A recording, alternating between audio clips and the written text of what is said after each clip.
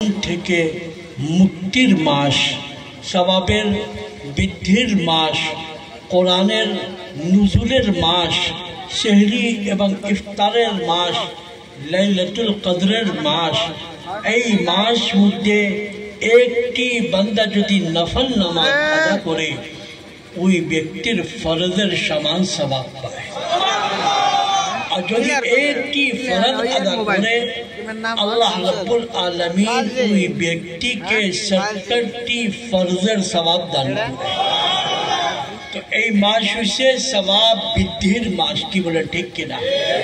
এই মাস হচ্ছে সওয়াব বৃদ্ধির মাস। এই মাসের প্রথম রজনীতে আল্লাহ রাব্বুল আলামিন আপনার বান্দাকে ডাক দেন, আসে কেউ যে আমার কাছে ক্ষমা চায়, আমি তাকে ক্ষমা দিয়ে দিই।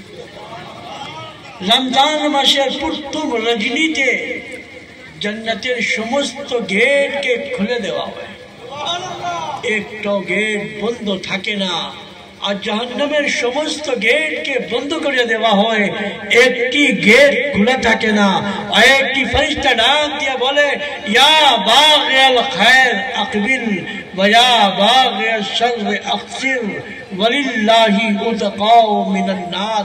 একটি ফেরেশতা ডাক দিয়ে বলে कि ऐ नेकी करने वाले, যারা সবসময় নেকি করছে, যারা সবসময় ভালো কাজ করছে, যারা সবসময় আল্লাহর বন্দেগী করছে, যারা সবসময় আল্লাহকে ডাক দিছে, ওই ফেরেশতা ডাক দিয়া বলে कि ऐ नेकी करने वाले, তুমি তো সবসময় নেকি করছো, এখন নেকির মাস এসে গেছে, সওয়াবের বৃদ্ধির মাস এসে গেছে, তুমি নেকির দিকে বাড়ো।